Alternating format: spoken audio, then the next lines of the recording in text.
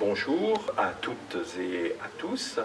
Nous sommes au château de Fougères-sur-Bièvre, dans le Loir-et-Cher, où le cours d'héraldique vous accueille pour vous montrer dans cette petite seigneurie de Fougères les présences héraldiques dans le château et puis dans l'église où nous nous transporterons.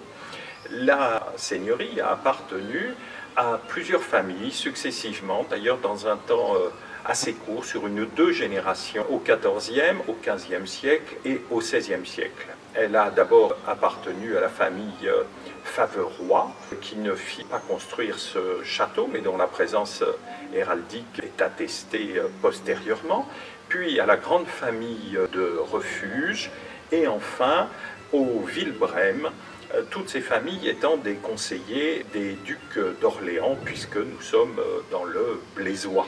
Vous remarquez, c'est la trace la plus ancienne, vous remarquez ces armoiries bûchées, peut-être à la Révolution, qui représentent une amphistère d'or à une amphistère de gueule. Ce sont les armes des Villebrème. Alors nous y remarquons, bien que bûché ayant perdu sa polychromie, nous remarquons cet amphistère, on peut aussi appeler dragon, animal fabuleux, avec ses ailes ici, avec les découpures qui sont très significatives en héraldique, qui signifient donc qu'il n'y a pas de plumage comme pour un oiseau, mais que c'est une bête fabuleuse. Donc ses ailes sont ici, la tête est là, et son travail de queue ici. Nous voici dans l'église Saint-Éloi, où nous allons retrouver différentes versions des armes Villebrème, église qui était à la fois seigneuriale et paroissiale. Donc l'amphiptère se retrouve sur les stalles.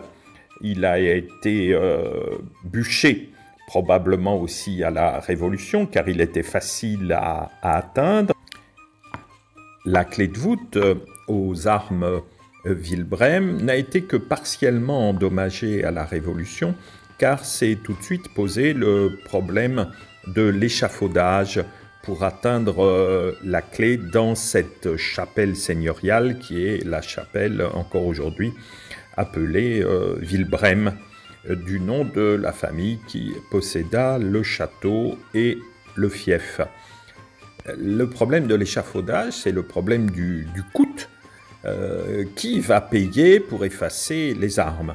Et finalement, ce problème financier a sauvé un grand nombre de clés de voûte devant l'impossibilité de réunir les fonds pour atteindre la clé de voûte. Ainsi, un grand nombre de ces dernières nous sont parvenues intactes grâce à l'impécuniosité des révolutionnaires. De même, les armoiries sur la piscine ont été effacées. Au pied de la verrière, deux armes d'alliance très intéressantes, celle de René Lambotte de Fougères, mariée en 1825, à Marie, la rue du Camp de Champchevrier. Les armoiries ont été inversées. L'usage veut que le mari soit à gauche et l'écu de la femme à droite.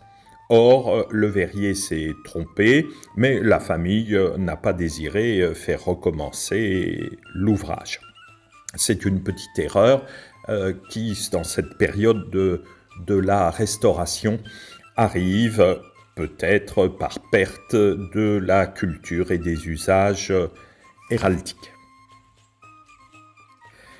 Dans les années 1930, lorsque l'État achète le château à la famille, il va désirer faire des restaurations, des embellissements dans le goût historicisant. Aussi va-t-il représenter les propriétaires du château à la fin du XVe siècle, c'est-à-dire la famille de Refuge et par une alliance, la famille de Villebrème. Pour davantage d'informations, consultez www.heraldica.palizep.fr et pour nous contacter, heraldica@sfr.fr. À bientôt.